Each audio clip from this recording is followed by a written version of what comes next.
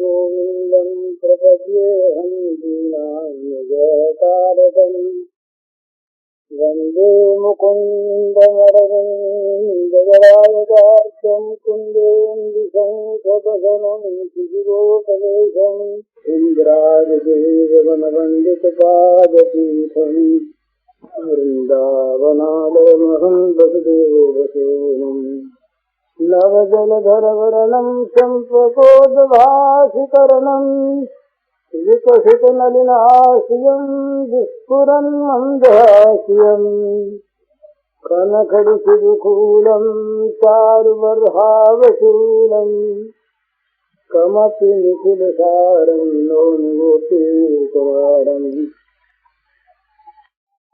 वंशीविभूषितकरान्नवनीयदाभात् पीताम्बराधरुणबिम्बफलाधरोष्ठात् पूर्णेन्दुसुन्दरमुखादरविन्दनेत्रात् कृष्णात् परं किमपि तत्त्वमहं न जाने। ध्यानाभ्यासवशीकृतेर्मनसा तन्निर्गुणं निष्क्रियं ज्योतिकिञ्चनयोगिनो यदि परं पश्यन्ति ते अस्माकं तु तदेव लोचनचमत्काराय भूयाचिरं कालिन्दी पुलिनेषु यत्किमपि तन्नीलं मूढावति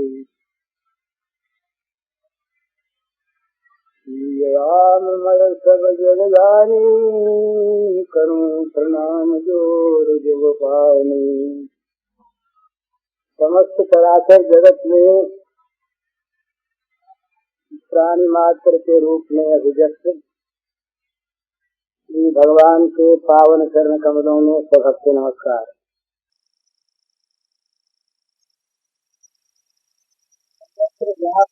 पर भी भगवान ही अभिव्यक्त है, होने पर भी सर्वत्र भगवान को देख न पाने में भगवान का कहीं अभाव है ऐसी चीज नहीं। हमारा मन भगवान को न देखकर भगवान के स्थान में किसी दूसरी कल्पित वस्तु को देखता रहता है। ये जगत का आधार हमारा मन है। यदि मन भगवान को देखने लगे तो भगवान सत्य हैं, सर्वत्र हैं, सर्वदा हैं, तो भगवान के दर्शन बहुत कठिन नहीं, बल्कि सच्ची बात तो ये है, बिल्कुल सच्ची बात, तो भगवान जितने सस्ते हैं उतना नौकरी मिलना सस्ता नहीं। हाँ, संसार का जो कुछ भी हानि लाभ है ये सारा का सारा कर्म पर निर्भर है। संसार के किसी फल की प्राप्ति में कर्म की अपेक्षा है। किसी फल में जैसे बीज आवश्यक होता है, इसी प्रकार से सांसारिक फलोत्पादन में कर्म बीज की आवश्यकता होती है। जिसका जैसा कर्म बीज उसी के अनुसार उसे फल प्राप्त होता है। इसी का नाम प्रारब्ध है। पूर्वकृत कर्म का जब वो किसी कर्म का फलदान का समय आता है, उस फलदानोन्मुख कर्म का नाम ही प्रारब्ध है। तो हम हजार चेष्टा करें, रोएं, चिल्लाएं, दुख करें, खुशामद करें, ताप करें, परंतु बिना कर्म फल के हमारी इच्छित वस्तु हमें नहीं मिल सकती। तो चाहे कितना ही चाहें, चाह से सांसारिक फल नहीं मिलता। ये सिद्धांत समझ लेने का है। सांसारिक वस्तु चाह से नहीं मिलती। चाहे चाह कितनी प्रबल हो, कितनी एकांत हो, अनन्य हो, चाह से सांसारिक वस्तु नहीं मिलती, उसमें कर्म की अपेक्षा है। परंतु भगवान चाह की वस्तु है। भगवान के प्राप्त होने में कर्म की अपेक्षा नहीं। भगवान किसी कर्म के फल नहीं। भाई अमुक खेत में अमुक बीज बोने पर अनुकूल मिट्टी हवा जल मिलने से अमुक समय में कालांतर में फल प्राप्त होगा, ऐसी चीज कालांतर में फलने वाली चीज भगवान नहीं। वो तो नित्य हैं, सत्य हैं, सर्वदा हैं, सर्वत्र हैं और सबके अपने हैं। तो ऐसे जो भगवान हैं, सदा हैं, सर्वत्र हैं, सर्वदा हैं, सर्वथा हैं, सबके अपने हैं, उनके मिलने में यदि देर है तो एक ही देर है, हमारे चाह नहीं है। तो बस जितने भी साधन हैं, सारे साधनों का बढ़िया से बढ़िया परिणाम यह है कि भगवान को प्राप्त करने की चाह पैदा हो जाए। ये चाह जब अनन्य होगी, बस चाह अनन्य और कुछ नहीं करना, बस चाह होते ही भगवान चाह के फल हैं। जब चाहो, जहाँ चाहो और जो चाहो। ये बात नहीं कि अमुक स्थान पर ही भगवान कैद हैं, अन्यत्र नहीं मिलते। अमुक काल में मिलते, अन्य काल में नहीं मिलते, और अमुक को मिलते, अमुक को नहीं मिलते। ये नहीं, देश काल पात्र का कोई व्यवधान नहीं।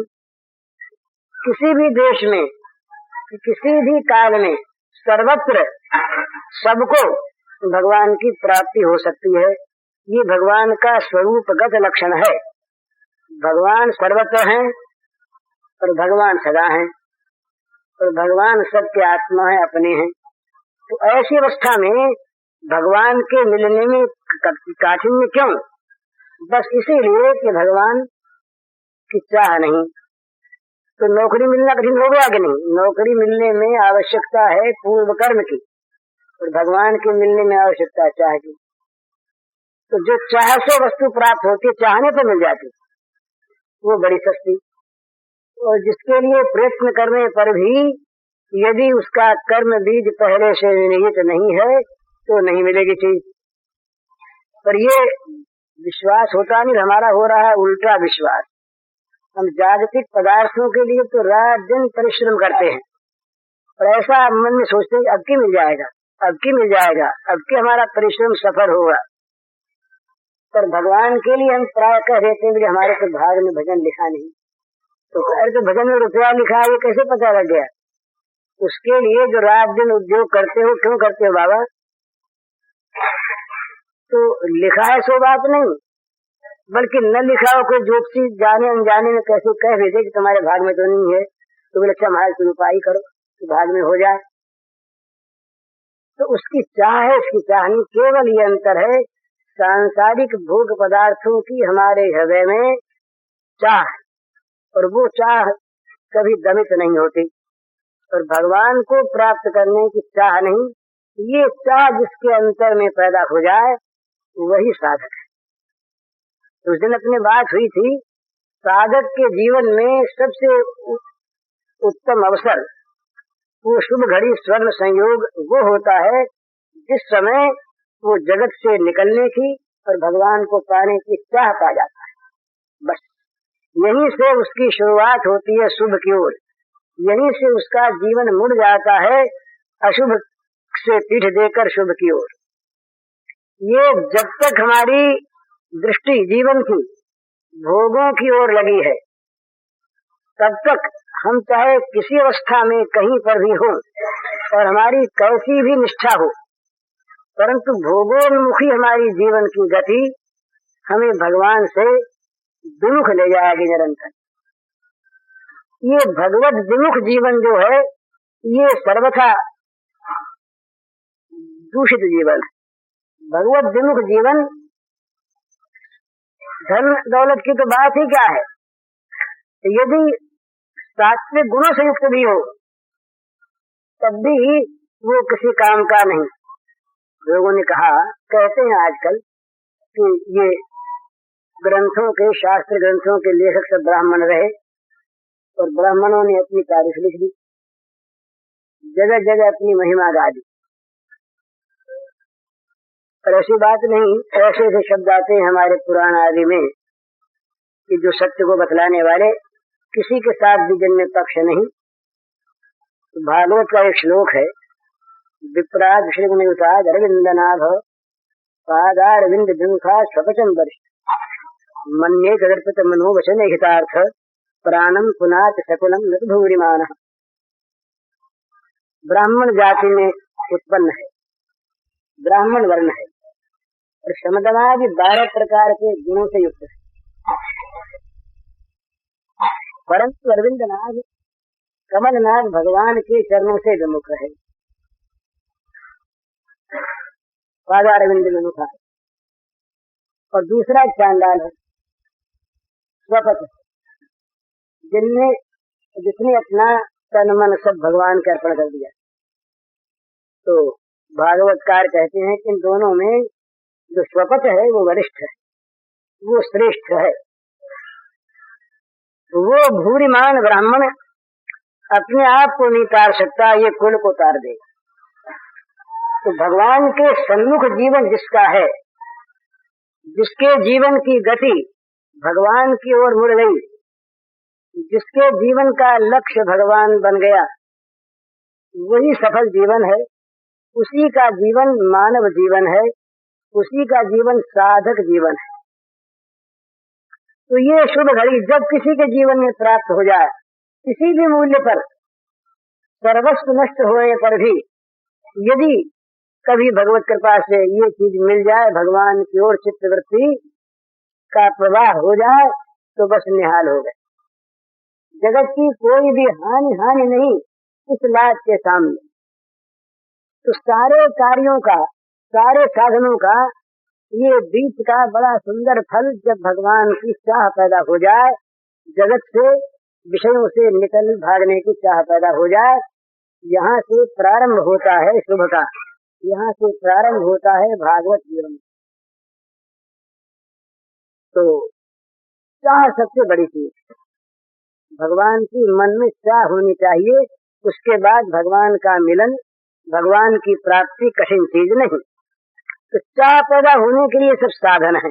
श्रवण करो, कीर्तन करो, मनन करो, पूजन करो, ध्यान करो, नहीं तो ये सब भी तमाशे हो जाते हैं। अच्छा तमाशा है जरूर, परंतु हाँ अच्छा तमाशा है, पर भगवान में भगवान की ओर वृत्ति हुए ना, वो कवायद करी और उसमें अच्छा नहीं।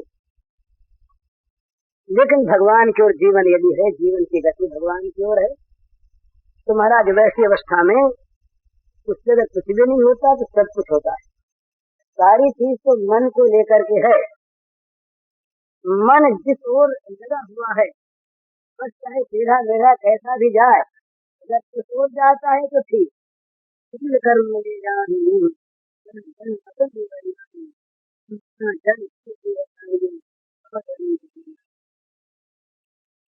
नाथ योग हम प्रहलाद ने कहा, हजारों हजारों योनियों में जहाँ जहाँ हम जाएं, वहाँ वहाँ आपकी भक्ति बनी रहे। न धनम न जनम न सुंदरी कविता कामय, ये उनका चैतन्य महाप्रभु का है। क्या काम है, क्या चाहते, वो जन्म जन्म में भगवान की भक्ति बनी रहे। मम जन्मनि जन्मनि ईश्वरे भक्ति रहे तो की सदा त्वयि, ये कहा चैतन्य महाप्रभु ने। तो जीवन की धारा भगवान की ओर बहने लगे, चाहे टेढ़ी मेढ़ी बहे नहीं, पर बहे भगवान की ओर, सब तो साथ जीवन थी। और नहीं तो अच्छा काम अच्छा ही, उसका विरोध नहीं है, तो अच्छा काम भी अगर अच्छे साधन, अच्छे साध्य के लिए न हो तो उसका फल बहुत अच्छा नहीं होता। तो सबसे पहले करने की चीज है भगवान की चाह हमारे हृदय में पैदा हो। इसके लिए जिनमें चाह है उनका संग करें। ये संग का अर्थ किसी आदमी का संग नहीं है, और सत्संग भवन में आकर के बैठे जिसका नाम सत्संग भवन, वहाँ बैठने का नाम सत्संग नहीं। भला ये तो प्रमाद हो जाता है, नाम हम कुछ भी रख लेते हैं। सत भगवान, भगवान का जहाँ संग प्राप्त हो, जिससे प्राप्त हो, वही सत्संग, और नहीं सारा कुसंग। तो वो चाहे स्थान हो, साहित्य हो, कोई विषय हो, जो विषय हमें भगवान ने लगावे, बस वो विषय हमारे सो सब भांति परम हित, पूज प्राण के प्यारो, जासु हुए स्नेह राम पद, तो मतो हमारो। कौवे के देह में अगर काकभुषुंडी को भगवान राघवेंद्र के दर्शन प्राप्त हुए तो कौवे का शरीर उनके लिए आसक्ति के वस्तु हो गया। वो कौवे नहीं छोड़ना चाहते, क्योंकि उसी से भगवान मिले। तो भगवान को जो मिला दे तो वो बैरी भी मित्र, और भगवान से जो हटा दे वो मित्र भी शत्रु। वो अपना बढ़िया से बढ़िया प्रिय पदार्थ भी शत्रु का काम करता है जो भगवान से हटाता है। तो उसका संग करे जो भगवान में लगावे। इंद्रियां, मन, बुद्धि ये सब के सब साधन हैं, पर ये साधन हैं तब जब भगवान की ओर लगे, और नहीं तो यही सब गिराने वाले हो जाते हैं और यही सब उठाने वाले हो जाते हैं। और ये काम क्रोध लोभ मोह है ना, ये भी कोई बुरी चीज नहीं है। आप कहेंगे ये तो अनर्थ की बात कह गया, बुरी चीज नहीं। इनका उपयोग कहाँ हो ये देखना। ये भगवान की सृष्टि में जितनी चीजें पैदा हुई, एक और सिद्धांत की बात कहता हूँ, करने से काम नहीं चलता कि भाई ये तो भगवान ने पैदा की, शैतान ने पैदा की, ये चीज नहीं। जितनी चीजें ये चीज सात्विक भावा राजसास तामसास ज्ञान अपोहनम से, अपोहन का अर्थ करने में डर जाते हैं हम लोग। मेरा ज्ञान को भगवान से कैसे मान ले, तो ज्ञान कहाँ से निकला करें। तो अर्थ इसका भाव ऐसा मानना चाहिए, अच्छा लगता मानने है क्या, ये तो भगवान जाने, अपने को बिल्कुल पता नहीं 16 में कैसे बने। ऐसा लगता है ये काम क्रोध लोभ मोह मद मत्सर इत्यादि जो जीव के चिर शत्रु हैं, ये रहते हैं, ये जहाँ तम है वहाँ ये रहेंगे, और तम के बिना जगत रहेगा नहीं। अगर तम नहीं रहा, केवल सत्व और रज केवल रह गए तो अकेले रहते नहीं। सत्व रज केवल, जहाँ केवल पूर्ण सत्व रहता है वो भगवान का मंगल विग्रह होता है। तो ये रहते नहीं अकेले, कोई गुण अकेला नहीं रहता, कम ज्यादा रहते हैं, विषमता को प्राप्त रहते हैं, समता को प्राप्त नहीं रहते। तो ये जहाँ कम रहेगा वहीं से चीजें रहेंगी, परंतु वहां बस इनका प्रयोग जो है वो ठीक ठीक हो जाए तो ये सब जो शत्रु ये चिर मित्र बन जाते। बड़ी सुंदर भावना है महाराज, बड़ी सुंदर। काम शब्द से डरे नहीं, कामना बड़ी अच्छी चीज, बड़ी अच्छी चीज। आप लोग कहेंगे यहाँ तो रोज रोज निष्काम का गीत गाया जाता है, तुम कामना छिड़काते हो, बड़ी अच्छी चीज का, बहुत अच्छी। ये कामना कभी मन से निकले नहीं, भगवान का प्रेम मिले, भगवान के दर्शन मिले, भगवान की भक्ति मिले, भगवान का ज्ञान मिले, ये कामना बड़ी। सारी कामनाओं को ये कामना खा जाती है। भला ये कामना बड़ी अच्छी कामना। आज सवेरे हमसे किसी ने कहा कि वो सुनाओ फिर, तो ये याद आ गया हमको, अभी कहते थे वो एक गोपी का, अरे वो कहाँ गया भैया, एक गोपी का भाव, बड़ा सुंदर भाव। एक गोपी कहती है कि भाई हमें तो, राजा भी कहती हैं या कोई भी जो राजा बन जाए इसलिए भाव यही आया। वो कहती है कि हमको तो भैया ये कामना वामना रोक चाहिए, हम तो निष्काम नहीं होना चाहते, इसलिए कितने भैया मैं आपसे कोई आक्षेप न समझे। भला ये बहुत आगे बढ़े हुए लोग कहते हैं कि भाई मनोनाश न हो तो काम नहीं चले, हैं मन का नाश हुए बिना काम नहीं चले। बड़ी सुंदर बात है। नहीं चाहती मनोनाश में, नहीं चाहती चित्त निरोध, श्याम सिंधु में सुरसरिवत नित्य वृत्ति प्रवाहित हो अविरोध। नहीं चाहती मनोनाश में, नहीं चाहती चित्त निरोध, श्याम सिंधु में सुरसरिवत नित्य वृत्ति प्रवाहित हो अविरोध। जैसे सुर सरिता बहती नित करती सब विघ्नों का नाश, जैसे सुर सरिता बहती नित करती सब विघ्नों का नाश, वैसे ही सब भूल दौड़ता रहे चित्त प्रियतम के पास। वैसे ही सब भूल दौड़ता रहे चित्त प्रियतम के पास। नहीं चाहती इंद्रिय संयम, नहीं चाहती इंद्रिय संयम, बनी रहे सक्रिय वे नित्य। नहीं चाहती इंद्रिय संयम, बनी रहे सक्रिय वे सत्य। शब्द स्पर्श रस रूप गंध प्रियतम के सेवन रत हो नित्य। शब्द स्पर्श रस रूप गंध प्रियतम के सेवन रत हो नित्य।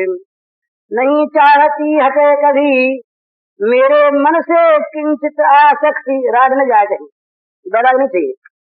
नहीं चाहती हटे कभी मेरे मन से किंचित आसक्ति।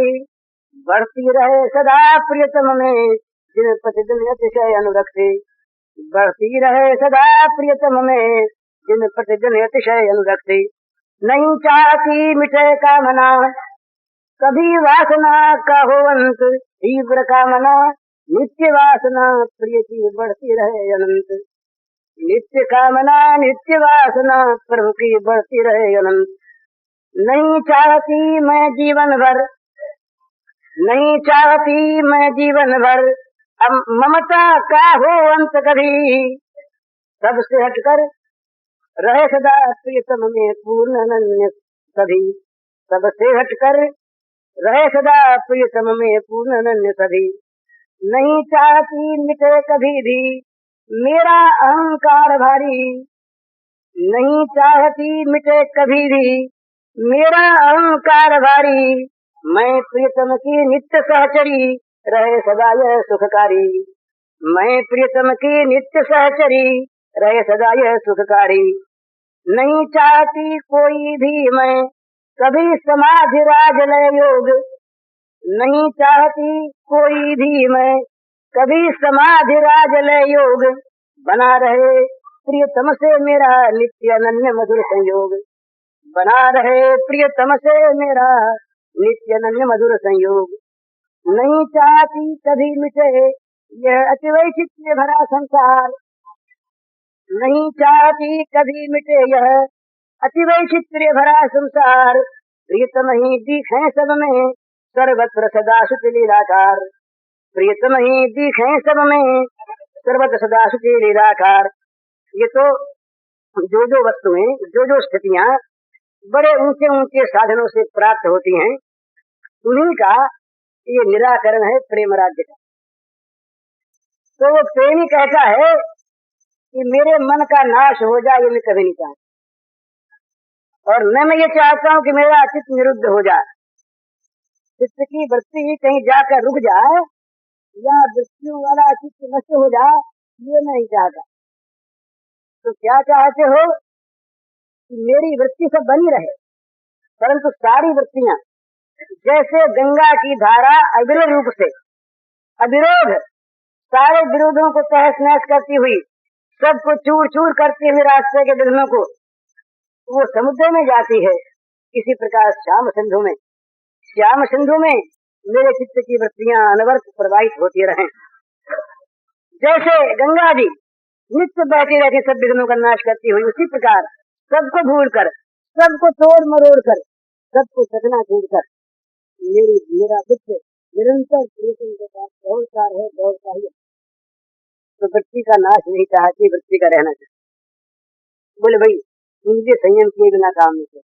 बोले ना, अपने दिल से नहीं चाहते। हमारी आंख निरंतर देखते है, कान सुनते ही रहे, जीभ चखती ही रहे, ये स्वच्छ स्पर्श करती ही रहे, और रसना तो ये श्रोत्र जो है सुनते ही रहे। क्या नहीं चाहती इंद्रिय संयम, बनी रहे सक्रिय वे सत्य, वे सचमुच सक्रिय बनी रहे, क्रियावती बनी रहे। काहे प्रियतम का मुरली शब्द सुने, उनकी ऊपर ध्वनि सुने, इसमें कान लगे रहे, उनके श्री चरणों का श्रीअंगों का स्पर्श होता रहे, उनके रस का आस्वादन होता रहे, उनके रूप का दर्शन होता रहे, उनके गंध के सूंघने में नासिका इंद्रिय मत रहे। बड़ा सुंदर इंद्रियां बनी रहे, इनका नाश नहीं चाहती। नहीं चाहती हटे कभी मेरे मन से किंचित आसक्ति। बोले हम तो वैराग्य नहीं चाहते, हमारे तो राग बना रहे निरंतर, कभी राग मन से जरा सा भी हटे नहीं, मन से जरा सा भी किंचित भी राग न हटे और बढ़ता रहे। कहाँ बढ़ता रहे? सदा प्रियतम दिन प्रतिदिन अतिशय अनुरक्त, आत्यंतिक अनुराग साथ अनुरक्त ईश्वर, आत्यंतिक अनुराग वो प्रीतम प्रीतम प्रभु में नित्य निरंतर बढ़ता रहे। वो कभी घटने का तो नाम ही रुकेगा नहीं, बढ़ता निरंतर। बोले भाई कामना ना करो, वासना को मिटाओ। बोले ना ना, नहीं चाहती मुझे कामना, नहीं वासना का हो अंत, तीव्र कामना नित्य वासना प्रिय की बढ़ती रहे अनंत। प्रियतम प्राण बल्लभ प्रभु को प्राप्त करने की कामना तीव्रतम भाव से निरंतर बढ़ती रहे और वासना नित्य नित्य बनी रहे, बढ़ती रहे। ये इनका मैं नाश नहीं चाहता। तो बोले ममता तो मिटाओ। बोले ना, ममता रहनी चाहिए। नहीं चाहता जीवन भर ममता का हो अंत कभी, मेरे जीवन में कभी ममता मिट जाए ये कभी इच्छा नहीं होती, चाहती नहीं कि जीवन से ममता निकले, पर क्या हो जाए सब जगह से ममता सिमट जाए, सबसे हट जाए, भोग मोक्ष कहीं ममता न रहे और वो सारी ममता प्रीतम में पूर्ण और अनन्य रूप से लग जाए। अनन्य ममता विष्णु ममता प्रेम भगवान में, मेरे प्रीतम भगवान में सारी ममता सब जगह से हटकर सिमट कर उन्हीं में जाकर पूर्ण रूप से और अन्य भाव से लग जाए। मेरी ममता बनी रहे, ममता का विनाश कर दें तो भगवान पराये हो जाएंगे। और ममता बची न रहे तो भगवान को मेरा कैसे कहेंगे, बनी रहे। और नहीं चाहती मिटे कभी भी मेरा अहंकार भारी, ऐसा अभिमान जाए नहीं भोरे, मैं सेवक रघुपति पति मोरे। नहीं चाहती मुझे कभी भी मेरा अहंकार भारी, मैं प्रियतम की नित्य सहचरी रहे सदा सुखकारी। ये सुखकारी अहंकार कि मैं अपने प्रियतम के नित्य सहचरी हूँ, ये अहंकार सदा बना रहे, कभी भी इस अहंकार का नाश न हो। और भाई जहाँ समाधि हो जाए हैं, राजयोग, लय योग, ध्यान योग, नमाम कितने कितने योग हैं, बड़े इन योगों की समाधि अपने को नहीं चाहिए, बिल्कुल नहीं चाहिए। तो क्या चाहिए? अनन्य और मधुर दो विशेषण है संयोग, प्रियतम के संयोग के दो विशेषण, अनन्य मधुर, तो बना रहे वो नित्य। नहीं चाहती कोई भी मैं कभी समाज राजलय योग, बना रहे प्रियतम से मेरा नित्य अनन्य मधुर संयोग। प्रियतम के साथ यहाँ जितने भगवान है ना, जितने ये सबसे प्रियतम भगवान है, प्रियतम भगवान वो तत्व वाले भगवान दूसरे तीसरे की कौन सी बात है? ये तो बात सुंदर विनोद है, सवेरे कहे था आपने, पर वो तत्व वाले से यहाँ मतलब नहीं है। यहाँ तो प्रियतम है, अपना श्रेष्ठ है, वो चाहे कोई भी हो, तो तात्विक हो न तात्विक हो, इससे मतलब नहीं। तो वो जो हमारा प्रियतम है, उस प्रियतम से नित्य मधुर अनन्य संयोग बना रहे। तीन चीज है, नित्य रहे, मधुर रहे और अनन्य रहे। और भाई ये संसार बना, संसार में मिटे, अगर संसार मिट गया तो ये विभिन्न रूप में, नए नए रूपों में दर्शन कैसे होंगे भगवान के? चिड़िया बन के आ गया, तो कौवा बन के आ गया, तो फूल बन के आ गया, तो बेल बन के आ गया, आकाश में मालूम कितने रंग बन के आया, हवा बन के आया, हाथ बन के आया, पशु बन के आया, बच्चा बन के आया, बाप बन के आया। ये जो वैचित्र भरा संसार है, वैचित्र पूर्ण, ये बना रहे। लेकिन हो क्या? प्रीतम ही दिखे सबने, सर्वत्र सदा सुखी लीला का वो परम पावन लीलामय भगवान निरंतर सब में सर्वत्र सदा दिखते रहे। ये तो बताइए, इन सब का प्रयोग और क्रोध, जहाँ ये प्रीतम की कामना बनी रहे निरंतर, काम का विरोध नहीं, भगवत काम हो, भोग काम नहीं, इतना अंतर। काम शब्द से डरने की आवश्यकता नहीं, पर भोग काम, काम भगवान ने कहा माना, भगवान ने काम का रूप बताया। भला गीता में उन्होंने नहीं, उन्होंने की बात है, धर्मा विरुद्धो भूतेषु कामोस्मि, मैं काम हूँ, ये साफ साफ भगवान कामोस्मि भरता सब है। और भगवान तो काम को स्वीकार, सकामयत उपनिषद में आया, सकामयत, उसने काम को ग्रहण किया, काम कामना की। परंतु काम जहाँ भोगों में लगता है वहाँ बड़ा गंदा, तो भोग काम न हो, भगवत काम हो, भोगों को प्राप्त करने की कामना न रहे, भगवान को प्राप्त करने की कामना रहे और क्रोध भी रहे। जब जब अपनी बुद्धि न लगे भगवान पर तो बुद्धि पर क्रोध कर। जब जब कोई वस्तु हमें भगवान से घटा दो, उस वस्तु पर क्रोध करना आपत्ति नहीं। तुलसीदास जी महाराज को कार्ड लगा दो, इतना क्रोध किया बोले आज ही लगा दो सब में। चलो सुसंपत्ति सदन सुख सूर्यमा सुख भाई, सन्मुख हो तजे राम पद करतन सहज साय। सो सब धर्म कर्म जरि जाहू, जय राम पद पंकज भाऊ। उस धर्म कर्म में आग लग जाए जहाँ भगवत प्रेम नहीं, तो क्रोध करे अपनी वृत्तियों पर, अपने दुराचार पर, अपने दोषों पर, अपने पाप पर, अपनी बुराइयों पर निरंतर क्रोध करे।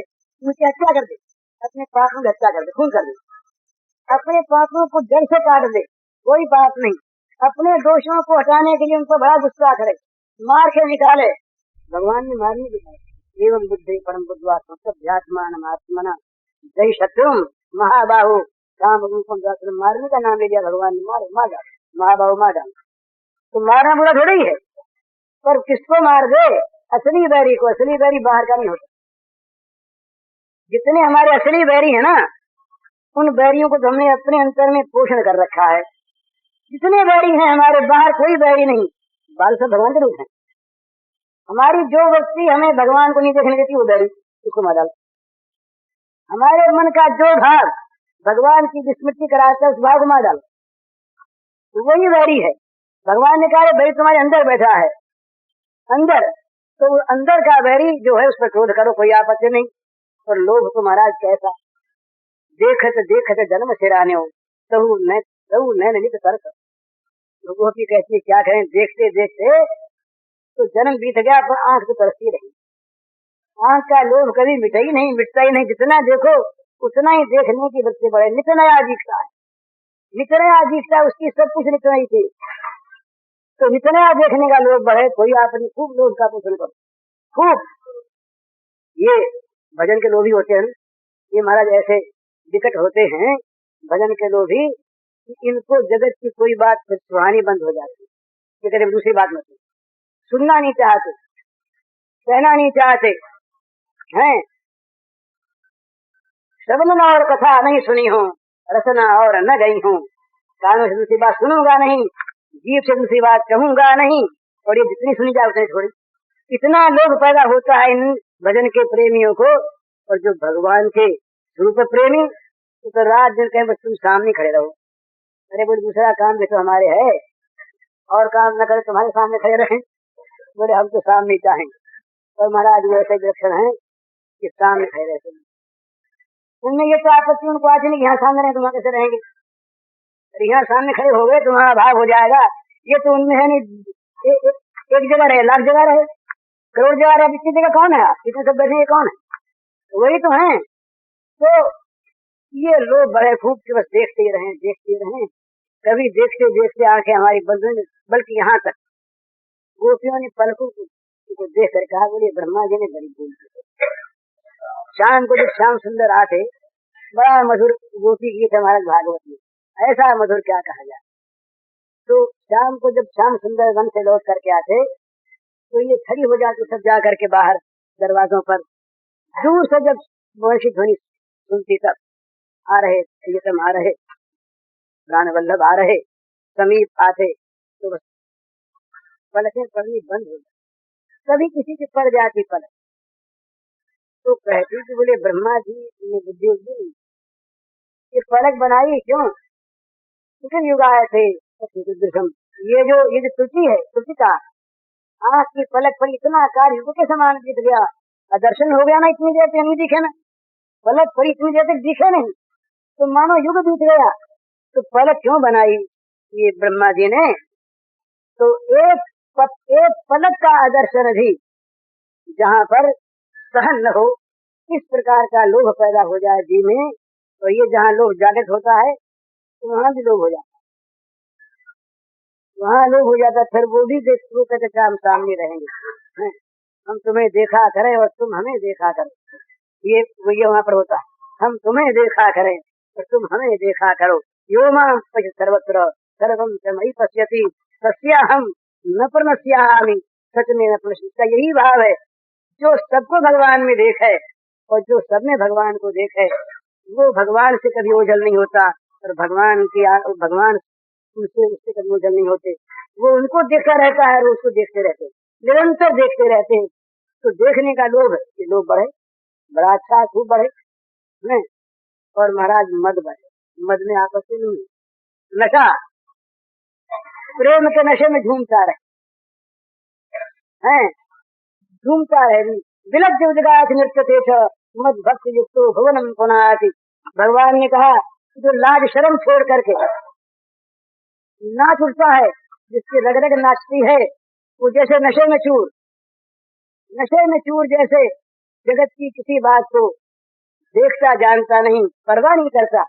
लोग कह देते बोले पागल हो गया, नशा किया हुआ है इस समय, तो वो नशा तो बुरा।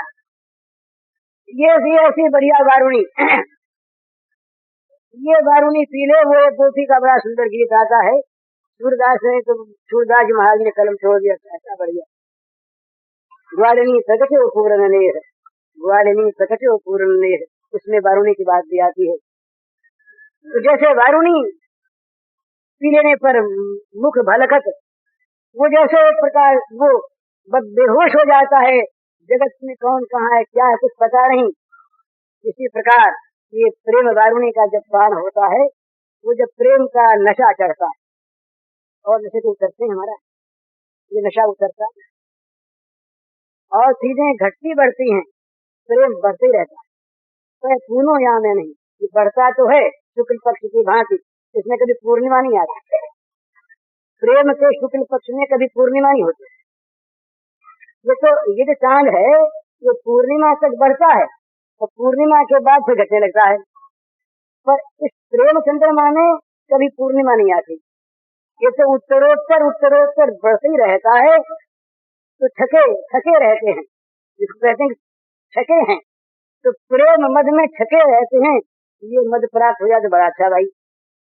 ये अगर मद प्राप्त हो जाए, कि ये नशा प्राप्त हो जाए भगवान के प्रेम रस को पी करके, और इस नशे में मतवाला हो जाए, तो नारद जी ने कहा भाई ऐसी मौज हो गई अब तो, जहाँ बीना ली और स्वर भरा, कहा महाराज बोले आए।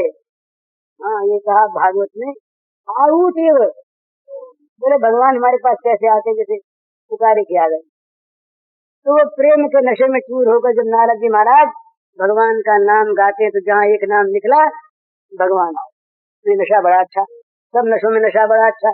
तो ये मद रहे, मद में कोई आपत्ति नहीं, कोई बुरा मद नहीं है, इनका निरंतर बना रहे, ये नशा बना रहे, मद बने नशा। तो भोगों का नशा बड़ा बुरा, वो तो गंदे नाले में ले जाए, भोगों का नशा गंदे नाले में ले जाएगा। जहाँ गंदा नाला बहता है वहां पर जाके वो सिर को अपने फेंक देगा। भोगों का नशा ऐसा है, और भगवान के प्रेम का नशा ऐसा कि वहां पर भोग है नहीं तो गंदगी नहीं। जहाँ गंदगी का अर्थ है भोग का अर्थ है गंदगी, सीधी परिभाषा। भोग का अर्थ गंदगी और गंदगी का अर्थ भोग। तो जहाँ भोग नहीं वहाँ गंदगी नहीं, जहाँ प्रेम वहाँ भोग नहीं, इसलिए वहाँ गंदे नाले में पड़ने की कोई संभावना नहीं। वहाँ तो पावन ही पावन सारा, त्याग ही त्याग सारा। तो इसलिए वहाँ का जो ये मद है, ये मद क्या करता है, बड़ी सुंदर बात, ये जा करके उसको ले जाकर भगवान से चिपका दे। ये मद जो है वो नशे में हो गया पागल, पहुंचा भगवान के दरबार में, वहाँ उसको रोकने वाला होता नहीं। या कभी भगवान ने देखा कि तो इस समय बड़े नशे में झूम रहा है, तो स्वयं आकर के उससे मिल जाते हैं, भेजना चाहते हैं भगवान, उसके अपने श्रीअंक में उसको लेकर उसका आलिंगन करना चाहते हैं। भगवान को बड़ा सुख मिलता है प्रेम मद में झूमते हुए का आलिंगन करना। उसके पास कोई कामना नहीं, कोई वासना नहीं, कोई जाल नहीं, कोई जंजाल नहीं, केवल प्रेम मद।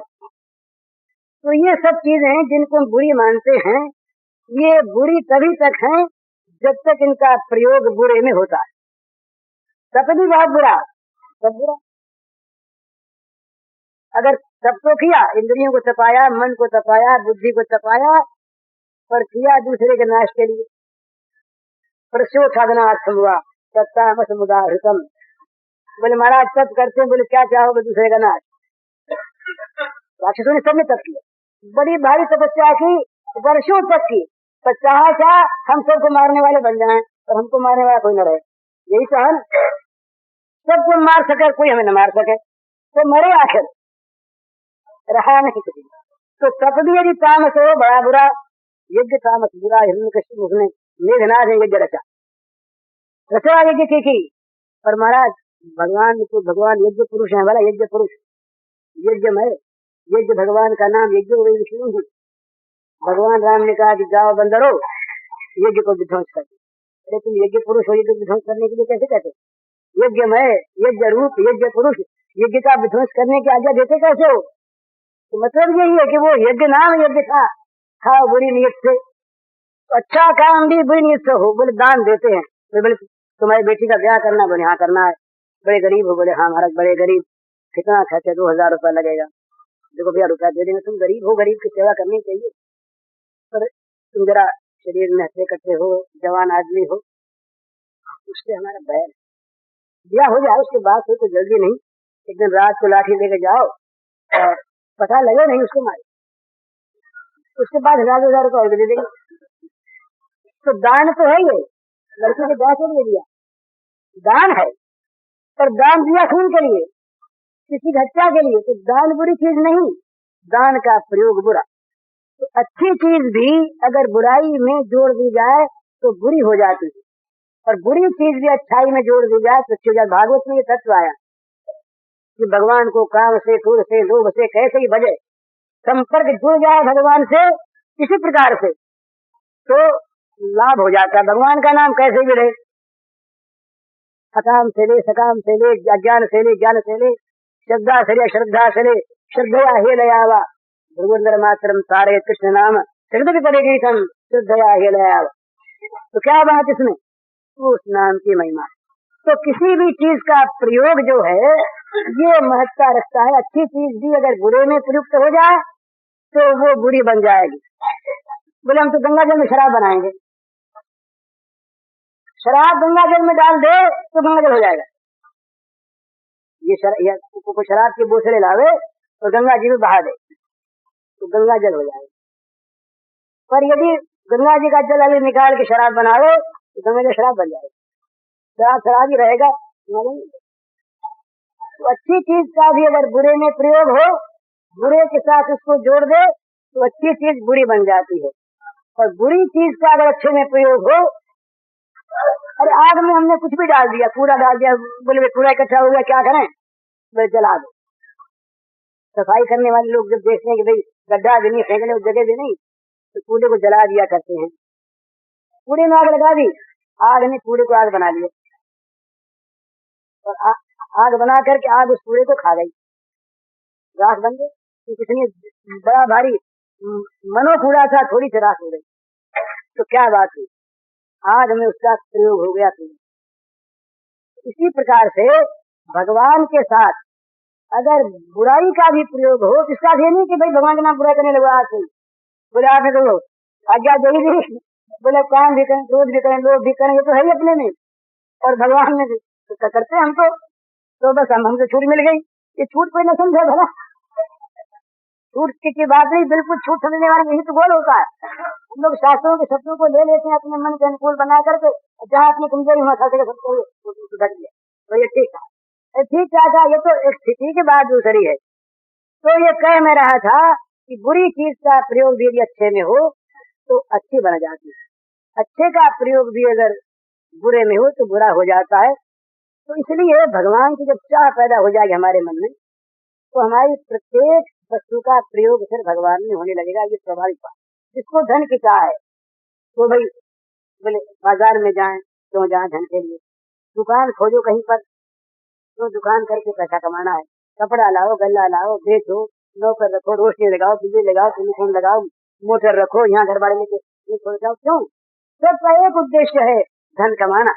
धन की चाह पूर्ण हो, इसलिए सारे कहाँ से कहाँ चले गए, कारखाना खोलो, ये लाओ, बिलास से मशीन मंगाओ, वो इंजीनियर को बुलाओ, फाटक बनाओ, क्यों? ये सब एक चाह, एक चाह है, उसकी पूर्ति में सारा जीवन लग गया, सारी इंद्रियां लग गई, मन लग गया, साधन लगे, सब कुछ लग गया।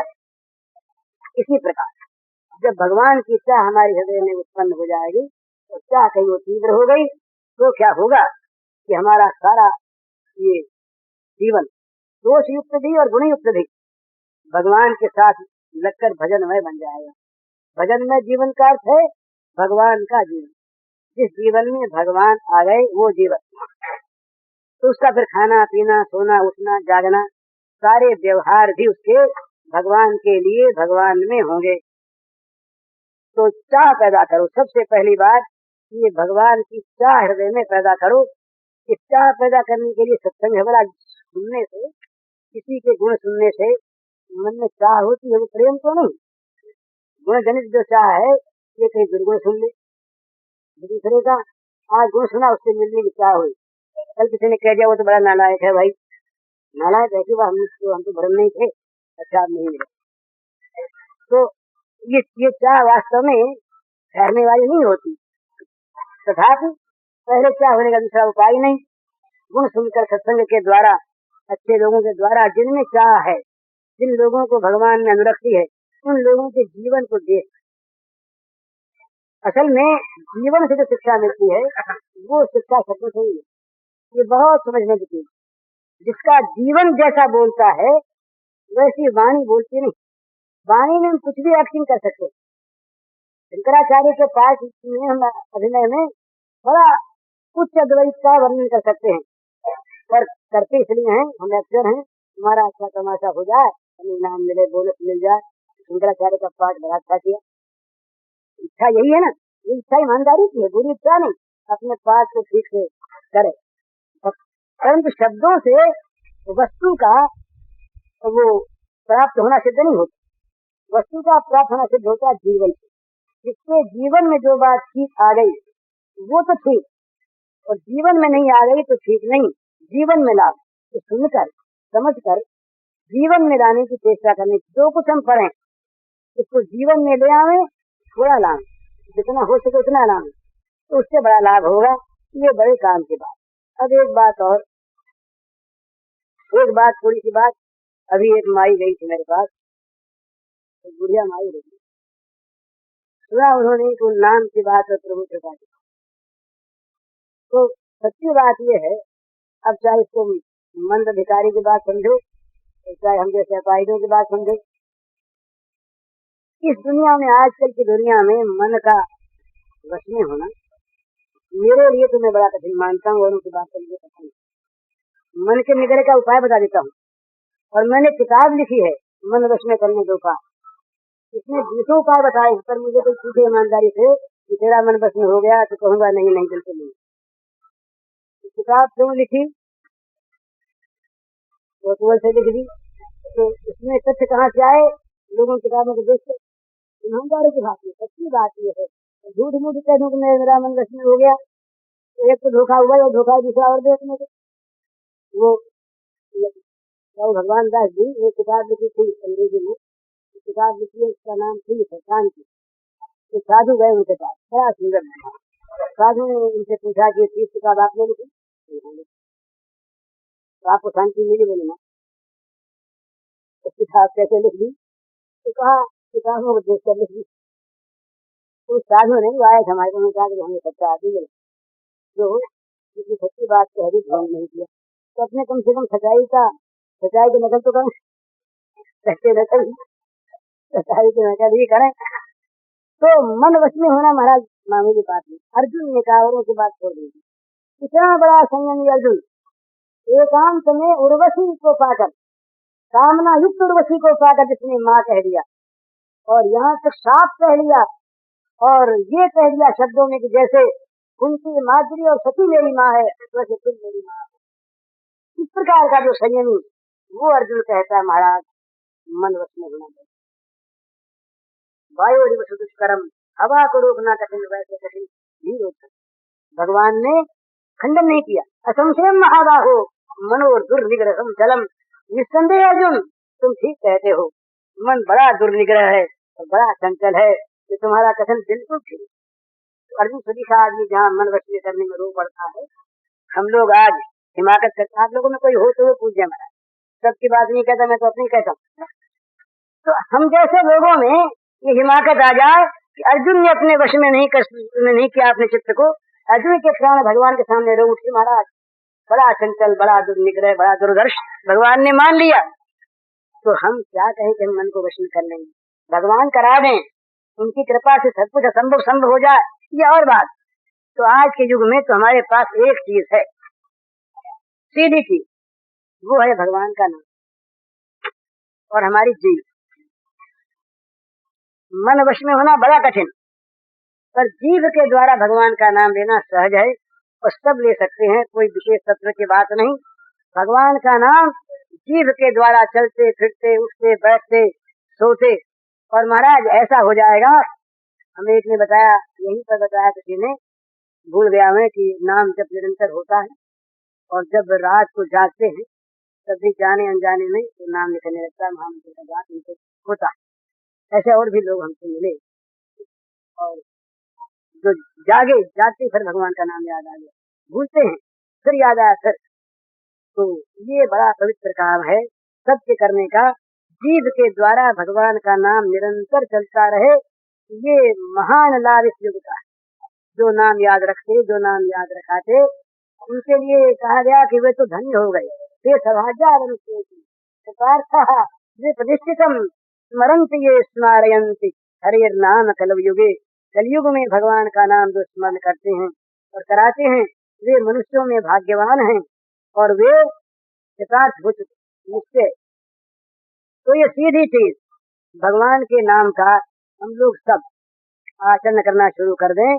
जब जब मौका लगे, मैं जीभ से लेना है, मन से लिया जाए बड़ा अच्छा, नाम के साथ कई और गुण हो तो बड़ा अच्छा, पर कुछ न हो तो बस सांकेतम पारिहास्यम वा शोभम हिननमेव वा।